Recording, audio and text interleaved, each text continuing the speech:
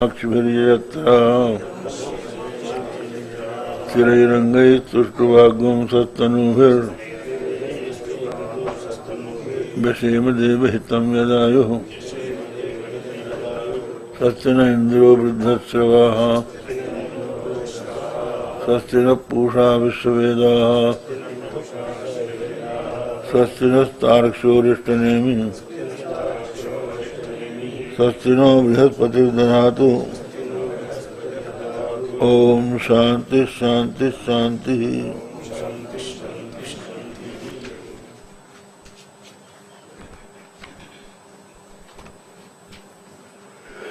ओ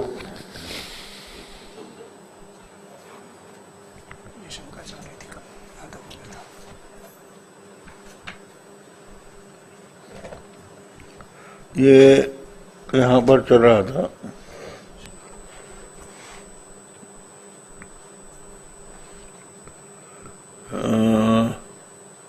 दृष्टांतानुपत्ति कहा था ना भाष्य में, रज्जुरपि सर्व विकल्प से आस्पद भूता विकल्पिता ये विधि दृष्टांतानुपत्ति है। बोले कि आप ये कह रहे हैं कि निरधिष्ठान भ्रम नहीं होता। शून्यवादी पूछता है निरधिष्ठान भ्रम नहीं होता, आप कह रहे हैं, इसमें दृष्टांत देते हैं आप कि रज्जु सर्प, रज्जु में सर्प प्रतीत होता है तो वहां रज्जु अधिष्ठान है, सर्प अध्यस्त है। तो माने एक कल्पित है एक अकल्पित है। तो यहाँ आपने दृष्टांत दे दिया, लेकिन आप जो जगन मिथ्यात्ववादी हैं, आप तो रज्जु को भी मिथ्या मानते हैं। जब आपकी दृष्टि में रज्जु भी मिथ्या है तो फिर कौन अध्यास और कौन अधिष्ठान, कौन कल्पित और कौन अकल्पित, ये एक प्रश्न है। तो दृष्टांतानुपत्ति न विकल्पना क्षय अविकल्पितस्य अविकल्पितत्वादेव सतो बत्ते, ये कह दिया। विकल्पना क्षय नंबर 3, अविकल्प अनारोपित स्वरूपस्य, अविकल्प माना अनारोपित स्वरूप। हमें ये देखना है कि आरोप रस्सी का है कि सर्प का, सर्प का है।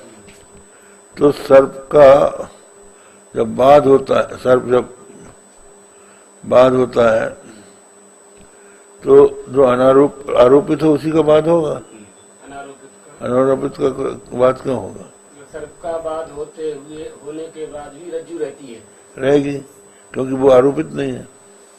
ये उनका कहना है, हमें तो यही देना है।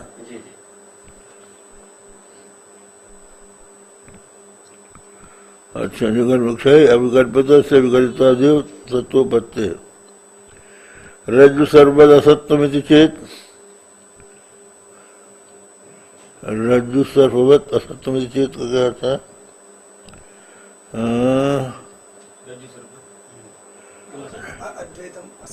टीका में देख रहे हैं, ना प्रामाणिक शून्यवादो युक्तो यथा रज्ज्वा आरोपित सर्पादे रज्जुधिष्ठानम नहीं निर्धिष्ठानम भ्रमोस्ति, ये हो गया। तथा द्वैत कल्पनायाः निरधिष्ठानत्वायोगात् तदिष्ठानत्वेन अद्वैतस्य आस्थेयम्, ये कहते हैं कि द्वैत कल्पना भी निरधिष्ठान नहीं होगी, इसलिए उस द्वैत कल्पना का जो अधिष्ठान है वो अद्वैत है, उसको मान लेना चाहिए। ये ओंकार प्रकरण में हमने कह दिया। तच्चोद्यम कथम उद्भावयसि सिद्धांतवादी नहीं तत् शून्यवादी समतानुसारेण दृष्टांता संप्रतित्व शोध्यते। अच्छा, ये कहते हैं शून्यवादी सबको ब्रह्म मानता है, रज्जु रज्जु सर्प सबको, तो वो तो इस दृष्टांत को मानेगा नहीं। और दृष्टांत जो है उभय सिद्ध होना, जो उभय सम्मत होना चाहिए, वादी प्रतिवादी दोनों के द्वारा सम्मत होना चाहिए। तो आप यहाँ पर रज्जु को ब्रह्म का अधिष्ठान कहते हैं और सर्प को ब्रह्म कहते हैं। हमारी दृष्टि में तो दोनों ही ब्रह्म है, शून्यवादी ने कहा, इसलिए हम दृष्टांत इसको मानते नहीं, ये उसने कहा। तो बोले सम्मत से दृष्टान्तता इति अनियमात, कहते हैं आपके द्वारा सम्मत हो वही दृष्टांत बने, ऐसा कोई नियम नहीं है। प्रसिद्धि मात्रेण च प्रतिबोधन संभवात, प्रसिद्धि मात्र से प्रतिबोधन हो सकता है। ब्रह्म बाधे परिशेषमाण से अवधे सतताया, कहते हैं भ्रम का बाध होने पर जो परिशेषमाण है वो अवधि है भ्रम की, उसकी सत्यता या रज्ज्वादो दृष्टत्वाद, उसकी सत्यता रज्ज्वादी में देखी गई है। द्वैत ब्रह्म बाद साक्षितया, द्वैत ब्रह्म के बाद का जो साक्षी है उस रूप से स्फुरित जो चैतन्य है वो अकल्पित है, इसलिए वो है, इसलिए न शून्यता प्रसक्ति ही इत्युत्तरमा नित्यादि। अब उसके बाद अद्वैतम असत अप्रामाणिकत्वात् रज्जु सर्पवत् इति तत् अकल्पितत्वा सिद्धिम संकते।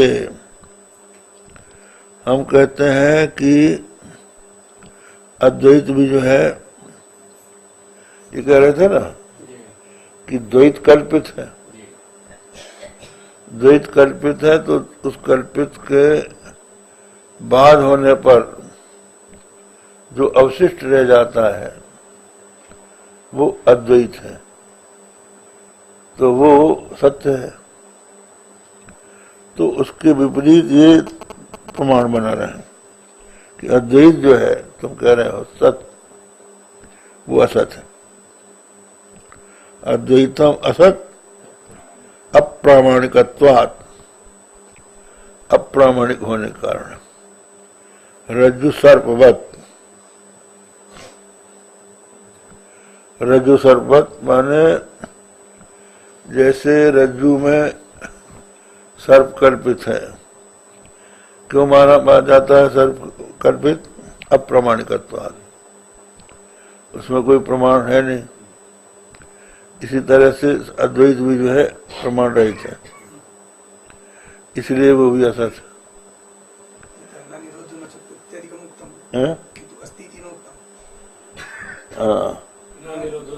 अब वहां बहुत मत जाओ, यहाँ पकड़ो, अनुमान को पकड़ो, क्या मामला है? कैसे? वो तो ठीक है, लेकिन ये जो अनुमान बन रहा है इसकी काट क्या हो सकती है? अद्वैतम असत अप्रामाणिकत्वात् रज्जु सर्पवत्, इसका क्या उत्तर है? बोलो।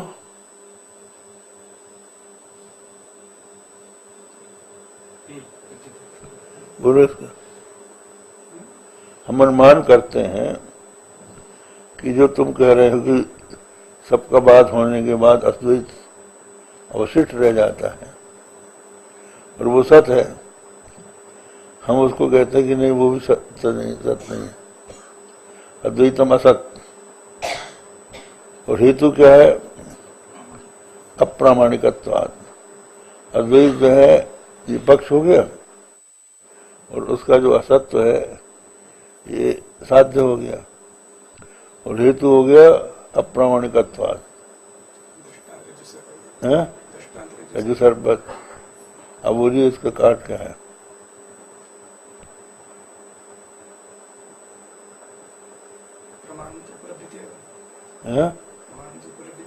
कैसे?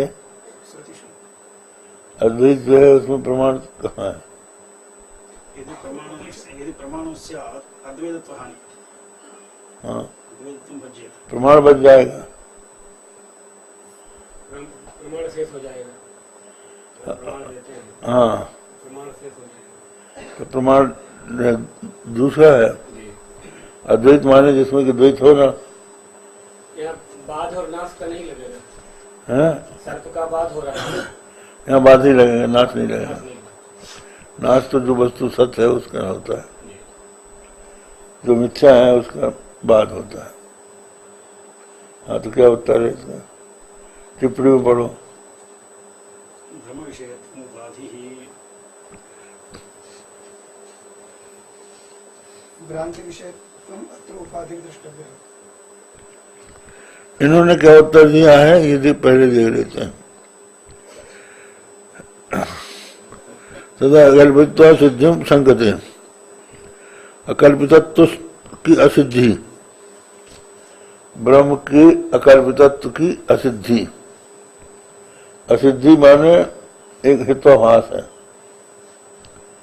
ब्रह्म जो है अकल्पित है, ये असिद्धि है। असिद्धिम संगते, तो उसकी शंका कर रहा है। व्याप्यत्वा सिद्धि, असिद्धि में व्याप्यत्वा सिद्धि, अतः स्वरूपा सिद्धि ही आश्रया सिद्धि ही व्याप्यत्वा सिद्धि। असिद्धि के तीन रूप है, अत्र व्याप्यत्वा सिद्धि शंकते, व्याप्य सिद्धि माना जाएगा। तथा सोपाधिकत्वात्, सोपाधिकत्वात् पर्वतो वन्य, पर्वतो धूमवान् वन्य, आर्द्रेन्द्र से उपाधि। ये कह रहे हैं रज्जु सर्पस्य असत्य भ्रांति विषयत्वम प्रयोजकम। टीकाकार कह रहे हैं रज्जु सर्प के असत्य में भ्रांति विषयत्व प्रयोजक है। असत्य यहाँ पर लगाना पड़ेगा, अर्थात अप्रामाणिकत्व न प्रयोजकम है अप्रामाणिकत्व न प्रयोजकम प्रयोजकम नास्ति भ्रांति विषयत्व भ्रम प्रयोजकम आत्मनस्तु भ्रम साक्षित्वात् ब्रह्म विषयत्व नास्ति नियमेन भ्रम विषयत्वा सत्वम इत्युत्तर माह नैकांतेन। ये इन्होंने उत्तर दे दिया। अब यहाँ जो टीका टिप्पणीकार है उसने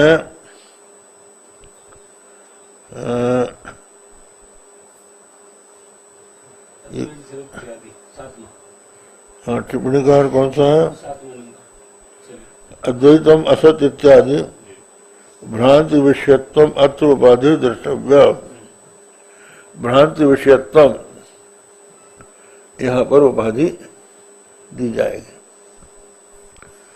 तो अब यहाँ पर उपाधि का लक्षण ये है साध्य व्यापकत्व सति साधना व्यापकत्व उपाधि। तो यहाँ पर जो रज्जु सर्प है,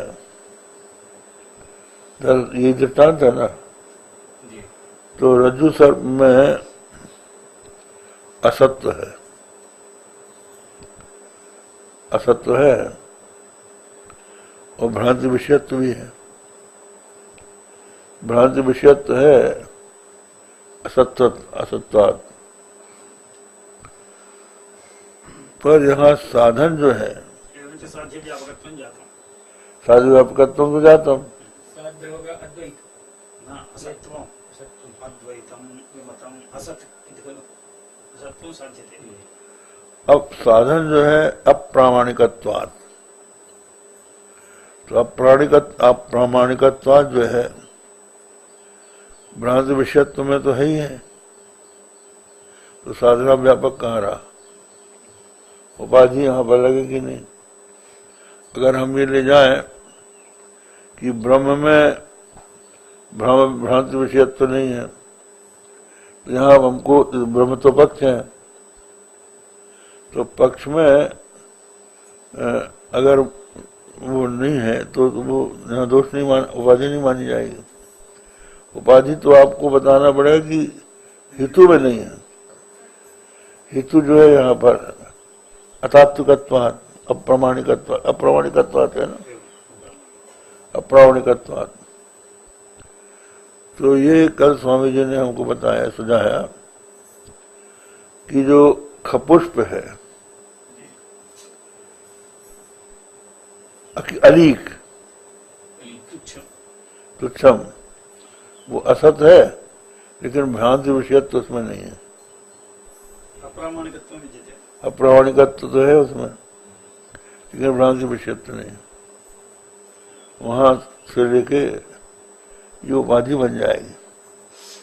लेकिन इससे अच्छा इनका ये है, जो टीकाकार का समाधान है, कि यहाँ पर प्रयोजक जो है रज्जु सर्प से असत्य, यहाँ पर जोड़ देना चाहिए। रज्जु सर्प से असत्य भ्रांति विषयत्व प्रयोजकत्व, और आत्मनस्तु भ्रम साक्षित्वात् नियमेन भ्रमा विषयत्वात्, नियम से ब्रह्म का वो विषय है नहीं, इसलिए ना सत्व में उत्तरा, इसलिए वहां उत्तर दिया। यद्यपि टीकाकारेण समाहितम् अस्मिन् अनुमाने दोषः कः? पूर्वोक्त अनुमाने अत्र अद्वैतम् असद् अप्रामाणिकत्वात् इत्यत्र दोषः कोऽपि वक्तव्यः। अस्मिन् अनुमाने पंच हेत्वाभासेषु कथमपि दोषमुद्भाव्य इदमनुमानं निरसनीयम्। टीकाकारः किं करोति? रज्जु सर्पस्थले भ्रांति विषयत्वस्य असत्वं कारणं नास्ति, अप्रामाणिकत्वं कारणं नास्ति, तत्र भ्रम विषयत्वमेव कारणमस्ति। तच्च भ्रम विषयत्वं ब्रह्मणि नास्ति। असत्व आपादक असत्व प्रयोजक भ्रम विषयत्वं ब्रह्मणि नास्ति। प्रयोजकाभावात् प्रयोज्योपि नास्ति इति वदति। एतत्तु तात्पर्यार्थे स्पष्टम् उत्तरत्र वाक्यस्य अवतारिकां वदति। अस्मिन् अनुमाने दूषणं किमपि वक्तव्यम्। इदम् अनुमानम् अहम् असदनुमानम् इति निरूपणीयम्। असदनुमाननिरूपणाय इमे उपाधिं प्रदास्यन्ति। तैरपि उक्तमेव आसीत्, तदकल्पितत्वात् असिद्धिं शङ्कते। हम तो ये अगर माने, इसकी टिप्पणीकार की बात न माने, तो हम जो पहली असिद्धि है, क्या है? 3 असिद्धि है ना, आश्रय सिद्धि। आश्रय सिद्धि को लेने, असिद्ध सिद्धि लेने माने असत्वमेव नास्ति। तो हम इसकी टिप्पणी में जाएंगे। आश्रय सिद्धि लेने, तो आश्रय यहाँ पर ब्रह्म है। हेतु स्वरूपा सिद्धि, आश्रय सिद्धि। हेतु स्वरूपा सिद्धि, हाँ, अप्रामाणिकत्वम्, अप्रामाणिकत्वम् भ्रम विषयत्वम्, भ्रम विषयत्वम् ब्रह्मणि नास्ति, भ्रम साक्षित्वात्, श्री आश्रय सिद्धि है। वो गया, कट गया। यस्य आश्रयो न भवति तस्य अस्ति गगनारविन्दं सुरभि। गगनारविन्दं सुरभि। क्या हुआ? आश्रय लक्षणं यस्य आश्रयो न भवति तस्य अस्ति गगनारविन्दं सुरभि। गगनारविन्दं सुरभि इत्यत्र पक्षविशेषणं विद्यते। गगनारविन्दे सौरभ्यं साध्यते। गगनारविन्दे सौरभ्यं साध्यते। इदानीं पक्षविशेषणं विशेषणं नास्ति। विशेषणाभावात् विशेषस्य असत्त्वात्।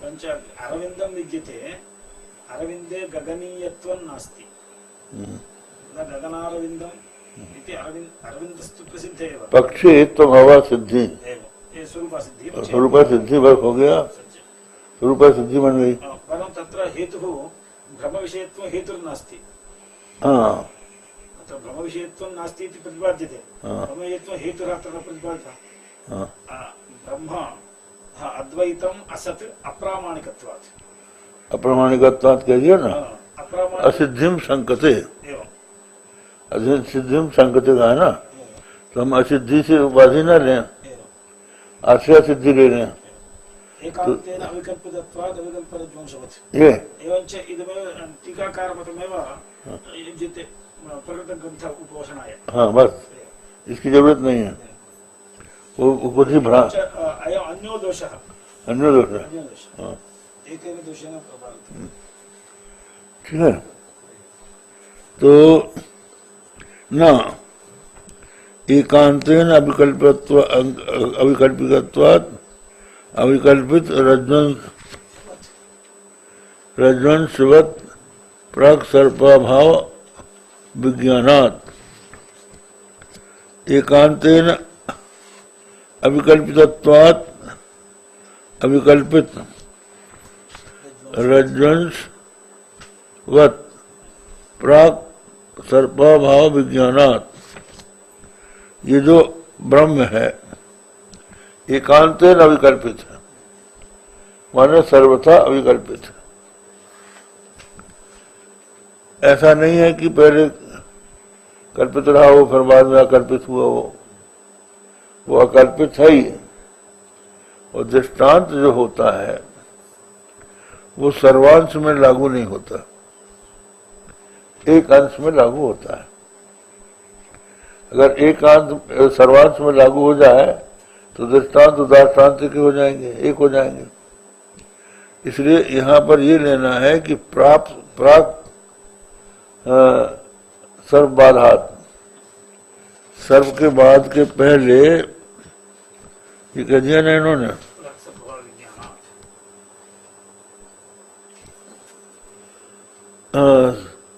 प्राक सर्वभाव विज्ञानात्, सर्वाभाव विज्ञानात्, सर्प के अभाव के विज्ञान के पहले नायम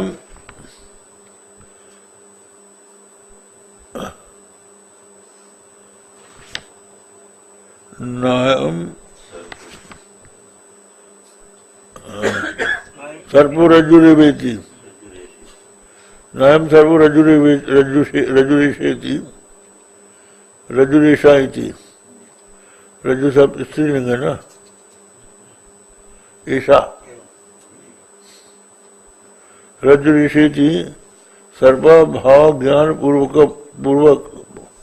पूर्ववर्ती रज्जुत्व प्रागवस्थायां प्रामाणिकत्वाभावेपि सन्नेव अज्ञाते रज्ज्वंसो अभ्युपगम्यते।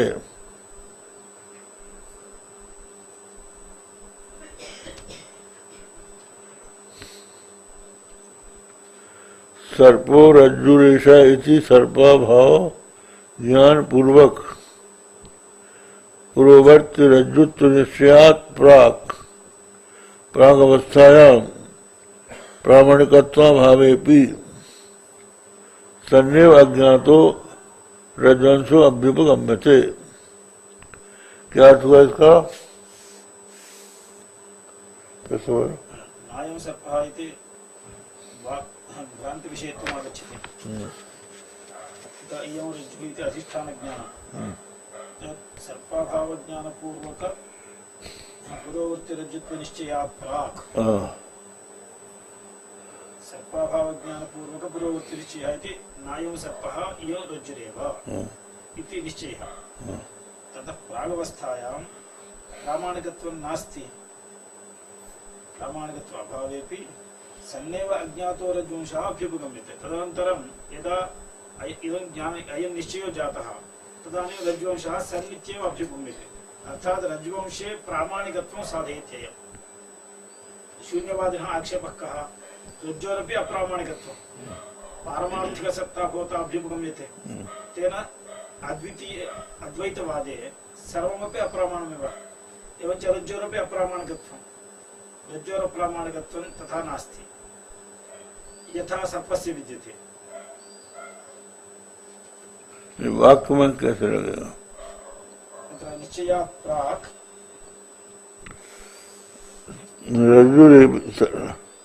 सर्पो रज्जुरेषा इति सर्पा भावज्ञान नायम सर्पा, सर्प ये नहीं है, ये रस्सी है। इस तरह सर्प के अभाव ज्ञान के पूर्ववर्ती रज्जुत्व निश्चयात् पूर्ववस्तु रज्जुत्व का निश्चय होता है तो प्रागवस्थायाम प्रामाणिकत्व भावे भी सन्निव अज्ञातो रज्जंसो अभ्युपगम्यते। तो प्राक अवस्थायाम प्रामाणिकत्व भावे भी रज्जुत्व निश्चयात् प्रागवस्थायां प्रामाणिकत्वं नास्ति यद्यपि अथापि कस्य प्रामाणिकत्वं नास्ति? अयम् इत्यस्य अयं सर्प इति न अयम् इत्यंशे अस्य प्रामाणिकत्वं तु वर्तते। अत्र निश्चयात् प्रागवस्थायां प्रामाणिकत्वं नास्ति। कस्य प्रामाणिकत्वं? इदमंशस्य इदमंशस्य प्रामाणिकत्वं तदेव भवति यदा सर्पबाधपुरस्सरम् इदन्तप्रकारेण निश्चयो भवति। तो ठीक है, लेकिन ये जो पंक्ति उन्होंने बता दी, सर्पाभाव ज्ञान पूर्वक पूर्ववर्ती रज्जुत्व निश्चयात् हो गया तत्प्रावस्थायाम प्रामाणिकत्व भावे भी सन्निव अज्ञातो रज्जंसो अभ्युपगम्यते। रज्जुवंशः अज्ञातः सन् सदित्येव अभ्युपगम्यते, तत्र अप्रामाणिकत्वं नाभ्युपगम्यते इति अस्माकं प्रक्रिया। अरे प्राक् तो कह रहे प्रागवस्थायामेव विवरणं करोति। निश्चयात् प्राचीन अवस्थायामेव इदं सर्वं विवरणं विद्यते। यहाँ तो ये कहना है ना कि सर्प के बाद के अनंतर रज्जवंश रहता है और ये माना जाता है कि यद्यपि ब्रह्मदशा में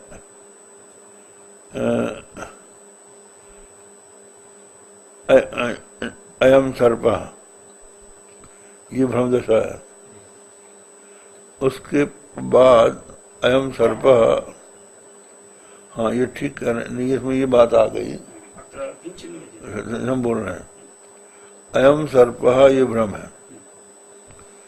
तो इसका अब जब बाद होगा नायम सर्पा यम रज्जुरेषा, तो पहले तो पूरा ही भ्रम था, लेकिन जब उसका ज्ञान हो गया कि ये सर्प नहीं है रज्जु है, तो ये कहना पड़ेगा कि भ्रम के काल में जो हमको सर्प दिखाई पड़ता था वो ज्ञातांश था। भ्रम काल में ब्रह्म वही है जो ज्ञात काल में रहे, लेकिन जो इदमंश है वो अज्ञात है प्राक काल में भी, फिर वो रह जाता है। तत्र अन्यत् किञ्चित् निवेद्यते। तत्र अधिष्ठानस्य सत्त्वे प्रामाणिकत्वमपि नापेक्षितं विद्यते। यथा इदमंशस्य प्रामाणिकत्वं नापेक्षितम्, इदमी यदा सर्पस्य भ्रमो जातः तदानीम् अधिष्ठानस्य इदमंशस्य प्रामाणिकत्वं नैव अपेक्षितं विद्यते, अज्ञातः सन्नेव अधिष्ठानं भवति। एवं ब्रह्मण्यपि प्रामाणिकत्वमपि न अपेक्षितं विद्यते। प्रामाणिकत्वे अद्वैतः हानिः इत्युच्यते। अधिष्ठानत्वस्य प्रयोजकं प्रामाणिकत्वं नास्ति, केवलं ज्ञातत्वमेव अपेक्षितं विद्यते। एतदेव स्पष्टयति उत्तरत्र वाक्ये, तथा सदैव प्रामाणिकत्वाभावेऽपि सन्नेव आत्मा भविष्यति इत्यर्थः।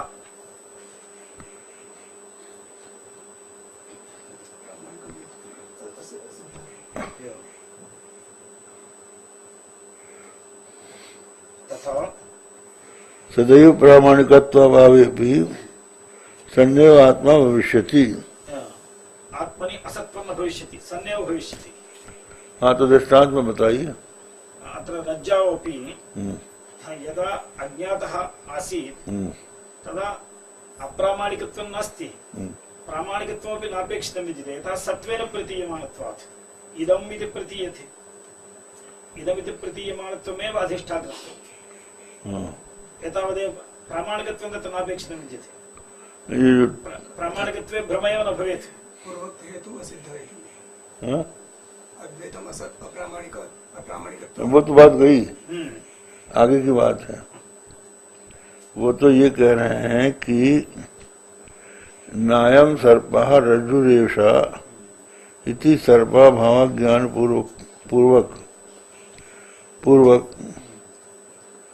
पूर्ववर्ती रज्जुत्वस्यात् प्राक् अवस्थायां प्रामाणिकत्वाभावेऽपि। आहा, ठीक है, आप ठीक कह रहे थे कि यद्यपि वहां पर प्रामाणिकत्व तो नहीं है, सन्नेव रज्जुवंश प्रतीयते। प्रामाणिकत्व हो तो भ्रम ही नहीं हो। हाँ, ठीक कह रहे हैं। अगर हमको रज्जु में सर्प जिस समय भ्रम हो रहा है उस समय प्रामाणिकता तो नहीं है उसमें,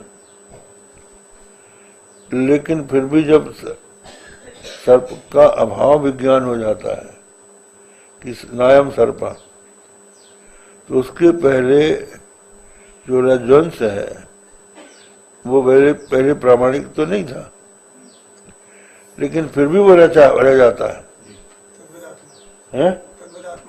इसी तरह से आत्मा जो है भ्रम काल में भले ही प्रतीत न होता हो तब भी वो रहता है।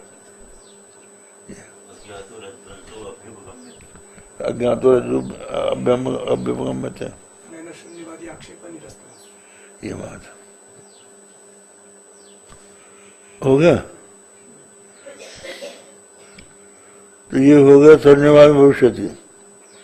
आत्मनो असत्वा भावे हेतुअंतरमा विकल्पितु। और दूसरी ये है विकल्पितुश्च प्राग विकल्पनोपत्ते, विकल्पितुश्च प्राग विकल्पनोपत्ते। कहते हैं कि पहले विकल्प करने वाला रह जाए तभी ना कल्पना होगी, वो तो पहले से सिद्ध है। अरूपाधिष्ठान से विकल्प करने वाला, कल्पना करने वाला अगर ना हो तो कल्पना कौन करेगा? तो कल्पना करने वाले तो है ही है, उसका बात नहीं कर सकते। हो गया। कथम पुनः स्वरूपे व्यापारा भावे शास्त्र से द्वैत विज्ञान निवर्तकत्व। फिर ये प्रश्न आया कि स्वरूप में व्यापार तो है नहीं, स्वरूप में शास्त्र का व्यापार है नहीं, तो वो द्वैत विज्ञान का निवर्तक कैसे होगा? निष्दोषः रज्ज्वं सर्पादिवत् आत्मनि द्वैतस्य अविद्याध्यस्तत्वात्।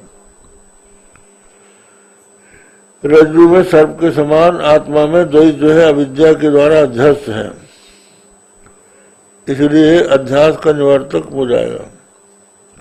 कथम वद सुख्याम दुखी बूढ़ो जातो मतो जीर्णो देहमान पश्यामि चिनोमी व्यक्तो अव्यक्ता कर्ता फली संयुक्तो युक्ता कीर्णो वृद्धो हम अमितो इत्येवादया सर्वे आत्मन्यध्यारोप्यन्ते। कहते हैं कैसे?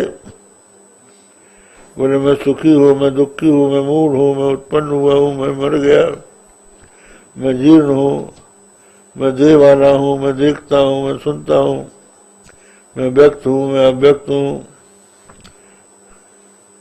दोनों कहा व्यक्त माने विदित, अव्यक्त माने अविदित। करता हूँ, फली हूँ, संयुक्त हूँ, वियुक्त हूँ, क्षीण हूँ, वृद्ध हूँ, और ये मैं हूँ, ये मेरे हैं। इत्येवादया सर्वे आत्मन्याध्यारोप्यन्ते। ये सब आत्मा में आरोपित है। मैं ऐसा हूँ, मैं ऐसा हूँ कह रहा। आत्मा इतेषु अनुगतः, आत्मा इन सब में है। मैं अनुगत है। सर्वत्र व्यभिचारात् यथा सर्वधारादि भेदेषु रज्जु, जैसे सर्वधारादि भेद है। सर्वधारादि भेद कौन से? सर्वधारा माला दंडभूत आदि। तो इसी तरह से आत्मा में ये सब कल्पना है। आत्मा सब में एक सा है। रज्जु एक ही है, कल्पना अनेक है। तो अगर आत्मा सुखी है तो दुखी कहाँ है? दुखी है तो सुखी कहाँ है? ये परस्पर विचलित है। एक है, दूसरा नहीं है, लेकिन आत्मा तो है। तो अगर ये इनका आत्मा का रूप होते तो ये परस्पर विरुद्ध क्यों होते? एक दूसरे से इनका विचार क्यों होता? या आते जाते हैं। ये है यथा चैवं विशिष्ट स्वरूप प्रत्यस्य सिद्धत्वात् कर्तव्यत्वं शास्त्रेण न कर्तव्यत्वं शास्त्रेण। तो कहते हैं शास्त्र का ये कर्तव्य नहीं है।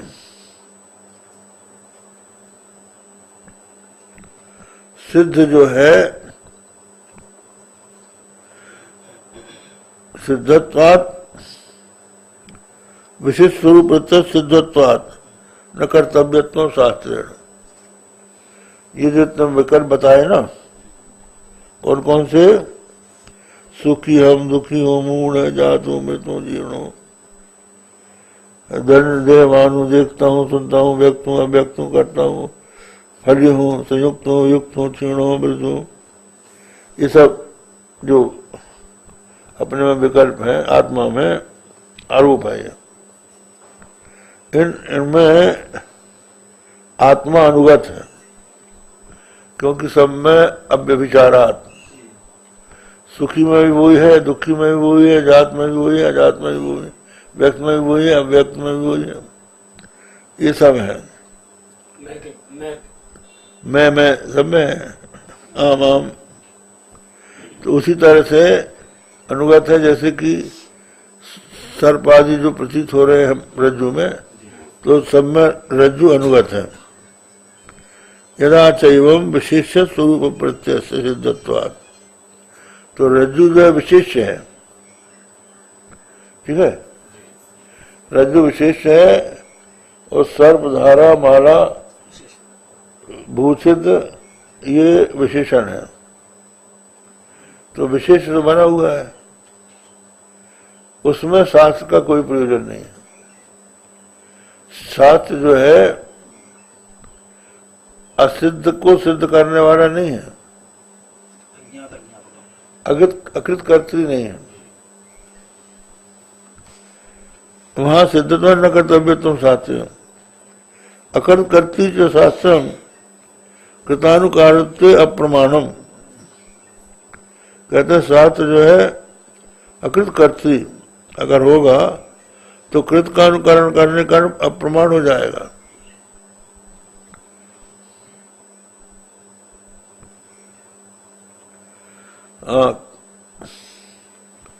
अकृत कर्तृ शास्त्र कृतानुकारित्वे अप्रमाणम, शास्त्र जो है अकृत कर्तृ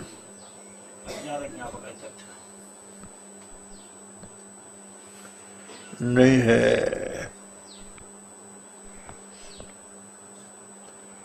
अज्ञात ज्ञापकम। अकृत कर्तृ, अकृत को करने वाला कैसे हो जाएगा? अकृत शब्द अज्ञात पर, अज्ञात को ज्ञात कराता है।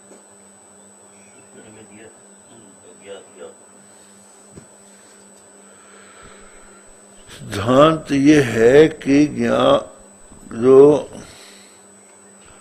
शास्त्र जो है अज्ञात का ज्ञापक होता है, अकृत का कर्ता नहीं होता। ये है कारकं न भवति ज्ञापकं भवति, क्या होगा?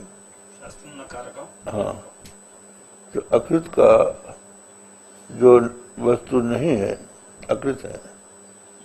अत्र शब्द व्यापारः शास्त्रम् अकृतकर्तृ न कृतानुकारी इति भाष्यपङ्क्ति। शास्त्रम् अकृतकर्तृ, अकृतकर्तृ इत्यस्य अज्ञातज्ञापकम् इति तात्पर्यार्थः। तात्पर्यार्थ हो गया, शब्दार्थ नास्ति। शब्दार्थ कृतानुकारी, कृतानुकारी इति सिद्धानुवादी। कृतानुकारी का अर्थ है अप्रमाण, अनुवादक हो जाएगा। जो वस्तु पहले से है, अतएव कृतानुकारित्वे अप्रमाणो स्यात्, कृतानुकारित्वे इति ज्ञातज्ञापकत्वे अप्रमाणो स्यात्। माने अकृत कर्तृ दोनों लगेंगे, अकृत कर्तृ और कृतानुकारी अगर शास्त्र होंगे तो अप्रमाण होंगे। ये टिप्पणीकार भ्रामक है।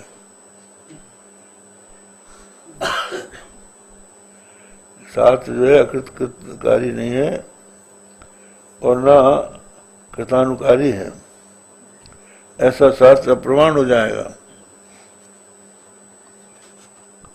अप्रमाणम यतो अविद्याध्यारोपित सुखादि विशेष प्रतिबंधादेव आत्मन स्वरूपेण अवस्थानम स्वरूपावस्थानम च श्रेयः। शास्त्र का क्या काम है? अविद्या से अध्यारोपित जो सुखित्व दुखित्व आदि है इनका निराकरण कर देता है। इनका निराकरण कर देने के बाद आत्मा जो है जो का तो सिद्ध हो जाता है, वहां शास्त्र का कोई व्यापार नहीं है। ये कहना अवस्थानम स्वरूपावस्थानम च श्रेया, वही कल्याण। ये समझ लो कि मैं सुखी हूँ, दुखी हूँ, मूढ़ हूँ, जात हूँ, मृत हूँ, जीर्ण हूँ, मैं देवान हूँ, देखता हूँ, सुनता हूँ, व्यक्त हूँ, अव्यक्त हूँ, करता हूँ, फली हूँ, संयुक्त हूँ, युक्त हूँ, क्षीण हूँ, वृद्ध हूँ, ये सब मेरे हैं। ये जो आत्मा में आरोप है, शास्त्र इनका निषेध कर देता है कि तू ये नहीं है। फिर उसके बाद आत्मा का थोड़ी कोई बोध कराता है वो। प्रतिबंधा देव आत्मा स्वरूपेण अवस्थान, बस प्रतिबंध का जो अपगम हो गया, अपने स्वरूप में स्थित हो गया, जागता। हम नहीं है ये, इन सब के साक्षी हैं, हम में ये आरोपित थे। आया समझ में?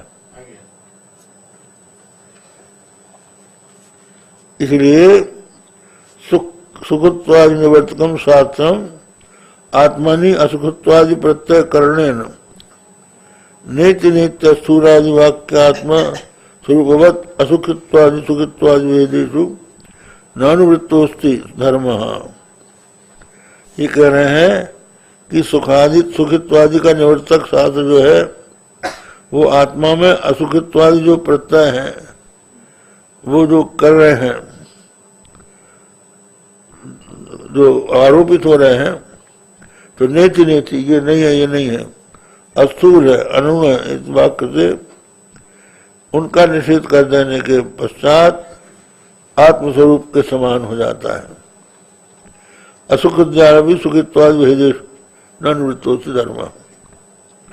कहते हैं असुख ज्ञान भी सुखित्वाद भेदेशु न निवृत्तोषि धर्म। सुखित्वाद्यपि सुखित्वादि भेदेशु नानुवृत्तोस्ति धर्म।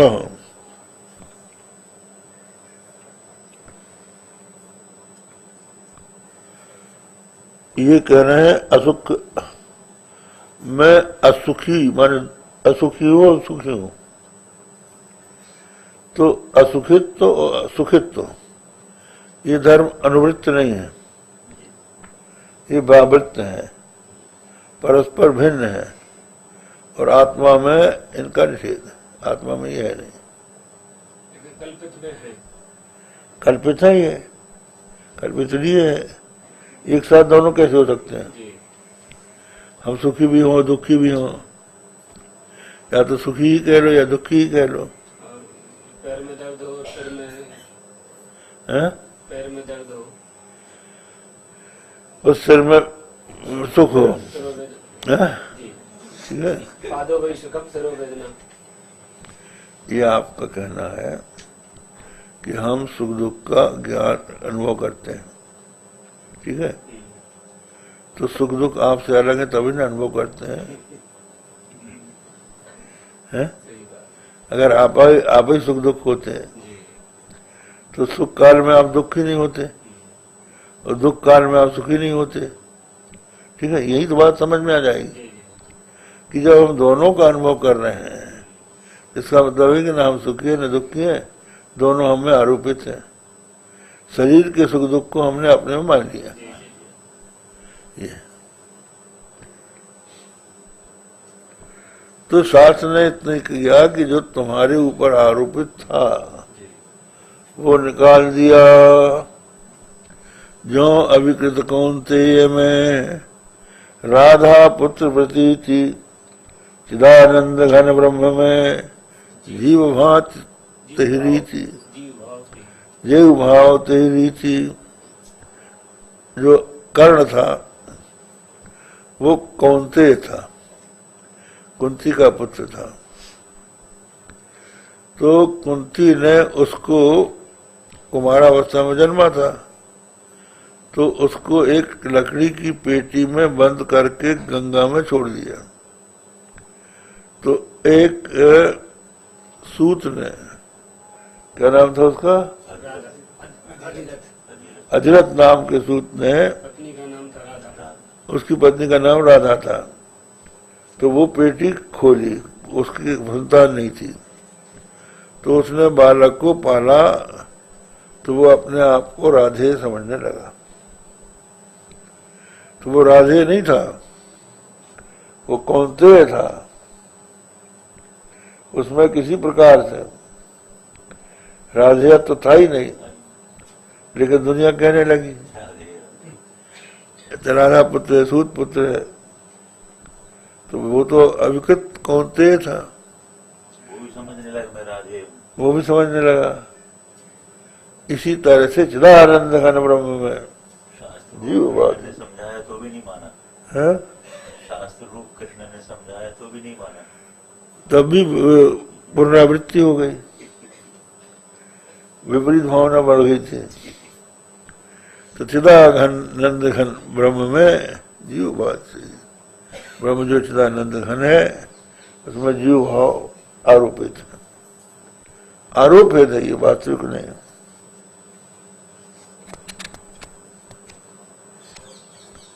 इसलिए कहते हैं ये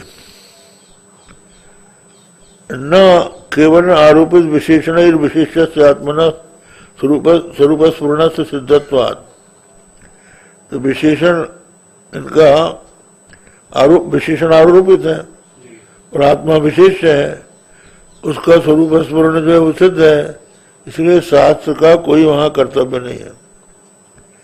अनुवादत्व न अप्रमाण्य प्रसंगात, और अनुवाद अगर करेगा तो अप्रमाण माना जाएगा, अकृति। स्मृत्यात्मनि द्वैत निषेधकत्वे भी शास्त्र से फलाभावात अप्रामाण्यम तदवस्थम इत्याशंका अविद्येत। प्रशेष शास्त्राद अपनीते प्रतिबंधे, प्रशेष शास्त्र से प्रतिबंध के अपनीत हो जाने पर स्वरूप स्थापना फलती। निषेध दुख निवृत्ति निश्चयानंद वाप्ति परम श्रेय, निषेध दुख की निवृत्ति और निश्चय आनंद की प्राप्ति के परम श्रेय है, वो है स्वरूपावस्थान। इसको बोल दिया इसलिए प्रसिद्ध। द्वैत निवर्तकत्व शास्त्र कारकत्व सात शंका है। कहते हैं अगर द्वैत को निवर्तक शास्त्र, पहले ये बताया कि शास्त्र जो है द्वैत का निवर्तक है, अद्वैत में उसका कोई प्रयोग, उसका कोई कार्य नहीं है।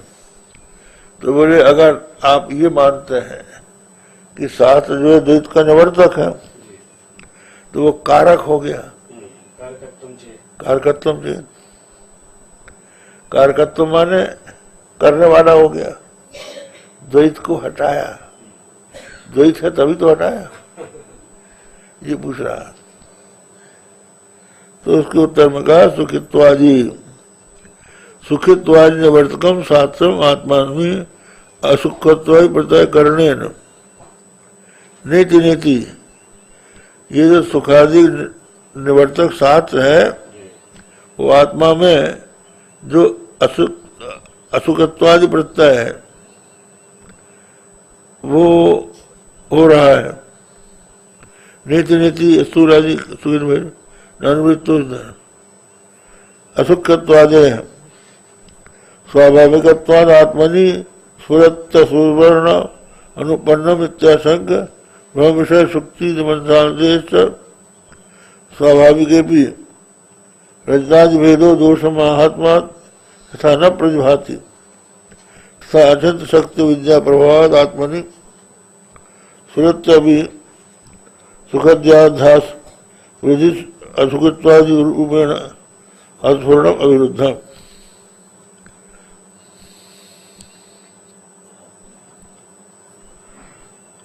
हो गया तो यदि अनुवृत्त नाध्यारूपित सुखित्वादि लक्षणों विशेष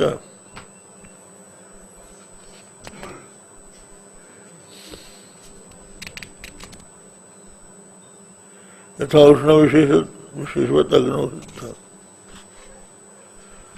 अब ये बाद में करेंगे। ओम भद्रम कर्णे शृणुयाम देवाः भद्रम पश्येमाक्षिभिर्यजत्राः स्थिरैरङ्गैः तुष्टुवाग्पुंसस्तनूभिः विषेम देवहितं यदायुः स्वस्ति न इन्द्रो वृद्धश्रवाः स्वस्ति न पूषा विश्ववेदाः स्वस्ति नस्तार्क्ष्योरिष्टनेमि स्वस्ति नो बृहस्पतिर्दधातु। ओम शांति शांति शांति।